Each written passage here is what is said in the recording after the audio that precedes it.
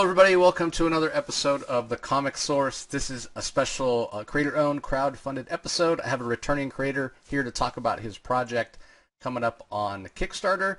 As you're listening to this, it's already live. We're going to drop this episode the day that it goes live. So it's my pleasure to welcome Kevin Shinick back to the show. Kevin, hey, good to see you, man. Good to see you. Thanks for having me back. Yeah, I'm pretty excited about this project. I mean, you and I both. I don't think it's out of line to say this is literally the perfect project for you with your background as like a game show host and obviously written comics and been involved in other things. So let's put everybody out of their suspense here. Let them know what the project is about. All right. Well, it's a graphic novel called HOST MORTEM. And it comes from the fact that I used to be a game show host on a show called Where in Time is Carmen Sandiego. And that was the follow-up to a show called Where in the World is Carmen Sandiego, starring Greg Lee. We both played different versions of fake detectives. I was a time-traveling detective. Greg was a classic 40s gumshoe detective.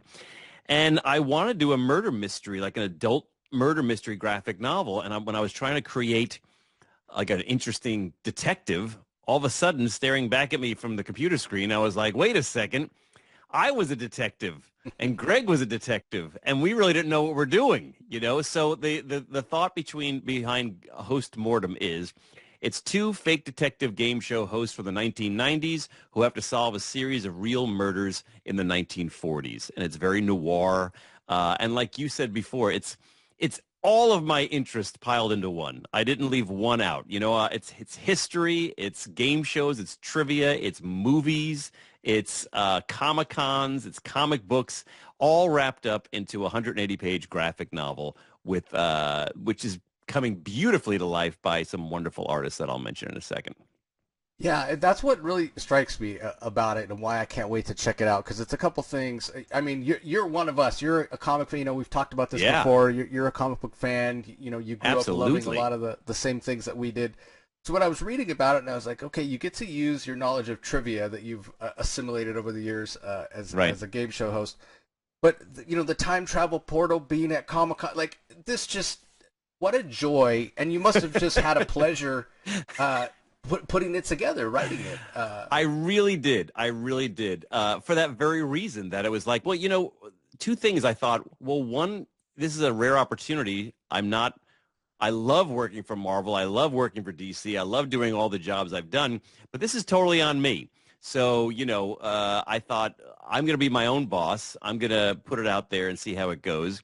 And not only is it my interests, but it's just a fun romp. And I think I was equally tickled when I came up with the title HOST MORTEM. Yeah. My wife might say I was insufferable because I was like, oh my God, this sums it up exactly the way I want to. You could tell it's tongue in cheek. You can tell it's, you know, it is what it is. And the joy of it being, I don't know if you remember the movie The In-Laws. They made a remake, but I'm thinking of the original one with Peter Falk and Alan Arkin. And it's kind of like The Odd Couple, two guys trying to solve mysteries, and they don't really get along and stuff. So Greg and I, the funny thing is in real life, Greg and I, even though our shows were back to back, we didn't meet for like 20 years. Wow. And then we finally met, and we hit it off, and we exchanged numbers, and then we never heard from each other. And then when I had this idea, I thought, wait a minute, I'm going to reach out to Greg. And I pitched him just the way I told it to you. And he was like, I'm in. And I was like, great. So, yeah, that just took off. And then I found some really great artists. My main artist is a gentleman named Damien Torres. And he's really phenomenal. And I had a very specific look in mind. You know, again, I've written Flash and Spider-Man and Batman and Guardians of the Galaxy. But being a film noir buff as well, I thought I really wanted this to look unique. And so I looked at a lot of different artists, and then someone introduced me, a mutual friend introduced me to Damien. I was like, wow, this is great. This is great. And the covers you're showing right now are different artists that I'll get to as well. I think you might have one of Damien's covers up there at some point, but he's phenomenal. It really jumps off the page, his style and everything I love about it. And what I was doing as I was creating this was, it's a 180-page graphic novel, but it's basically 4 issues. And each issue, very noir-like, I wanted to be narrated by a different character. So you've got me, you've got Greg, you've got our fast-talking receptionist, and you've got a mystery narrator at the end. So when I was doing that, I thought, oh, it'd be cool if I approached these books a little differently and did something artistically different for each one. And so that's why I also reached out to an artist named Andrea Schiavone, and he has a very golden age look. And since this is in the 40s and things, I wanted one for a particular reason to have that style. So I've got a colorist by the name of Pippa Bowland who's done a lot of stuff, and a letterer named Taylor Esposito. You've probably known their work because they're fantastic. And I'm just so excited to share this book with people. So, that's why I went to Kickstarter.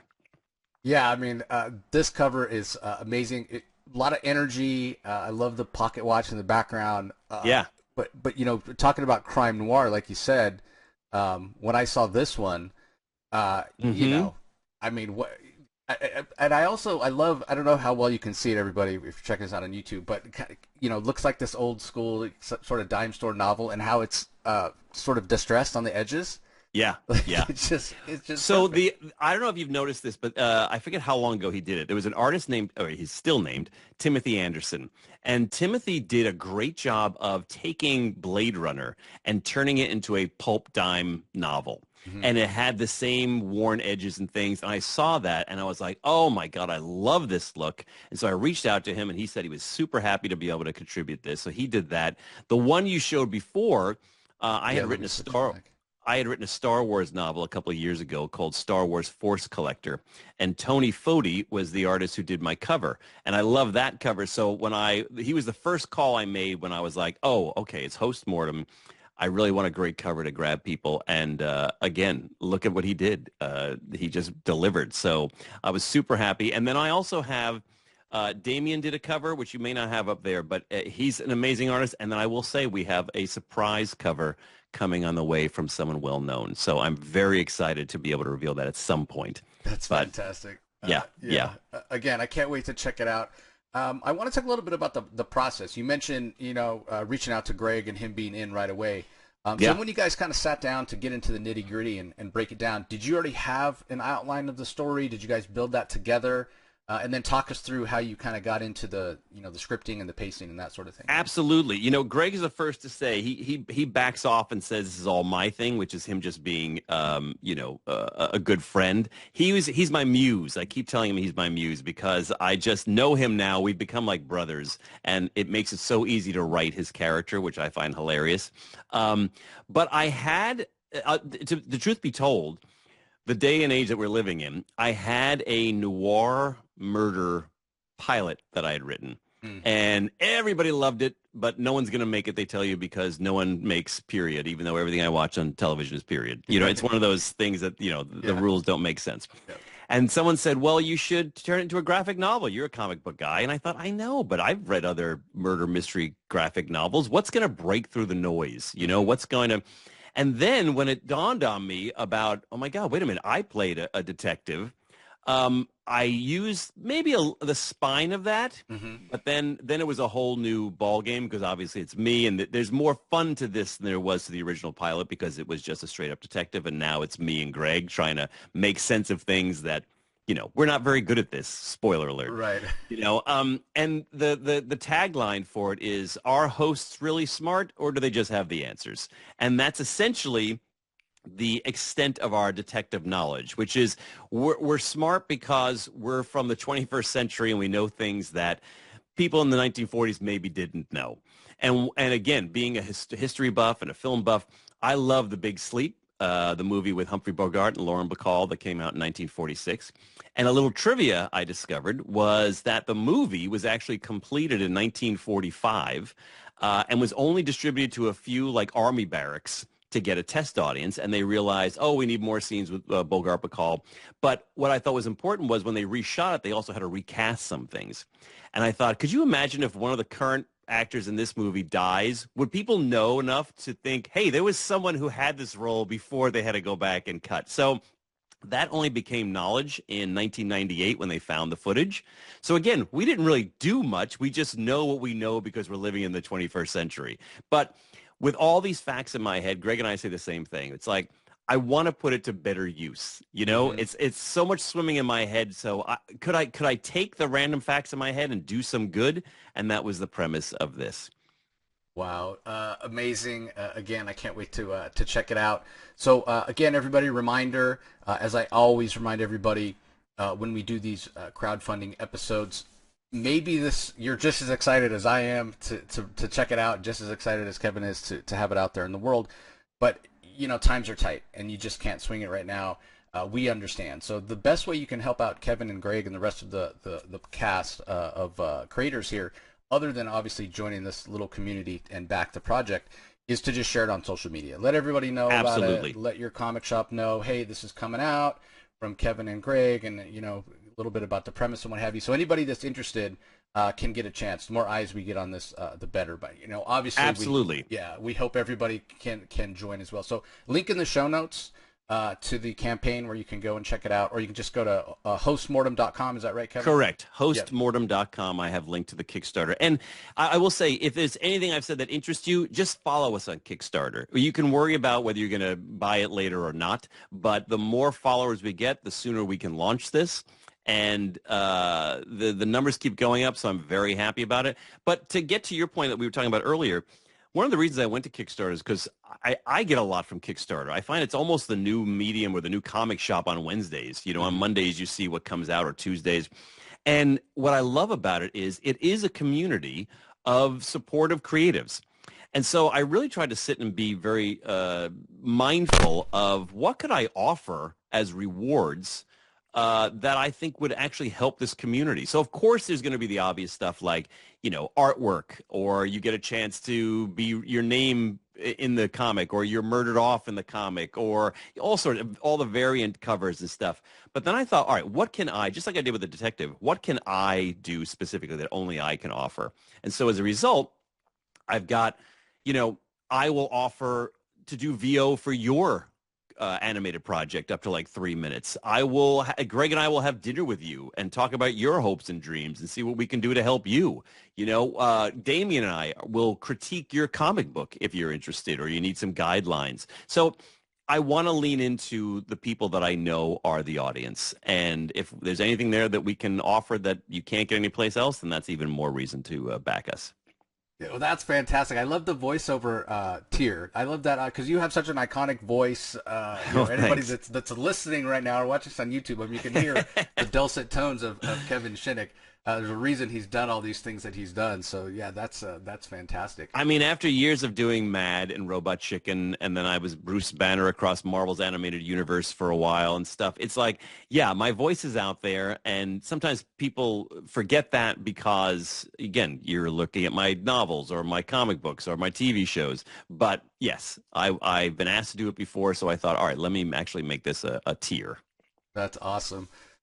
Well, it's been fantastic chatting with you, Kevin. Again, I'm so excited to check out the graphic novel when it comes out. Thank you. Remind everybody, how long is it? How big is it? It's a 180-page graphic novel. It's going to be distributed by Clover Press, which if you know them, this is going to be a gorgeous book. Someone I forgot to mention was an artist named Jesse Larson. Did a beautiful cover that I'm going to use as a slipcover for another tier. But yes, hostmortem.com. You can find us on Kickstarter. You can follow me at Kevin Shinick across social media. And I also have a free Substack called Game Show Gumshoe, where I talk about hosting and homicide and humor and all that stuff, including what it's taking to get this to Kickstarter. So please stop on by. Awesome. I'll put some links to Kevin's social media and the Substack in the show notes as well, everybody. So last question, Kevin, as we're winding down here, I'm curious, is there a moment or moments, obviously we don't want to spoil because we want everybody to check it out for themselves, but is there a part in the story that you just can't wait for it to be out there and see what people's reaction is? Like a twist or a surprise? When I ask that question, does something come to mind? Of course, but I can't say anything. In fact, I'll be honest with you, even my artists are drawing in real time, so they don't know who the murderer is yet either. And so I'm keeping this very tight-lipped, but there's so much of this, not just story-wise, but art-wise. But yes, my feeling is, look, it can be funny, it can be gorgeous, it can do all these things, but unless you have a legitimate, cool murder mystery, that's what people are showing up for. That's what I would show up for. And so I'm hoping that people will really get engaged in this murder mystery and see if maybe they can figure it out before Greg and I do. Wow, But that's great. You know what's so funny? Yeah, so it's going to be like the classic, oh, not necessarily last page, but sort of like that idea of last page, like, oh, this is who it is, like it's like Scooby-Doo. Exactly. I'd say it's the last issue, not the last page. So you don't have to wait that long, but it definitely comes to a head in ways that I'm really pleased with. And again, when I say it, pleased not just in myself, but in the collaboration I've had with all these great artists and people. So I really hope people are excited by it, that they come out and support us and back us and all those things, because like I said, I'm excited to share this with people just to have it in their hands, because I'm proud of the story and I'm proud of what the book's looking like. That's awesome. That's so great. So again, everybody, link in the show notes to the social media, the Substack, and obviously the Kickstarter itself, so you can go and follow or pledge once the campaign has launched. So again, totally. Kevin, best of luck with the campaign. I have total confidence that it's going to fund, and probably rather quickly, but I know I hope so. From your side of it, right, it's going to be that sort of pressure on your shoulders until it does fund. Refresh. Just see if those numbers go up at all. Yeah. Yes, absolutely. Exactly. Well, thank you for helping me spread the word. I really appreciate it. It's always great being on your show. Yeah, and it's always a pleasure to have you on. So on Kevin's behalf and on my behalf, everybody, if you're joining us on YouTube or listening to audio only, we really appreciate you taking the time. Thanks for joining us, and we'll talk to you on the next one. Take care.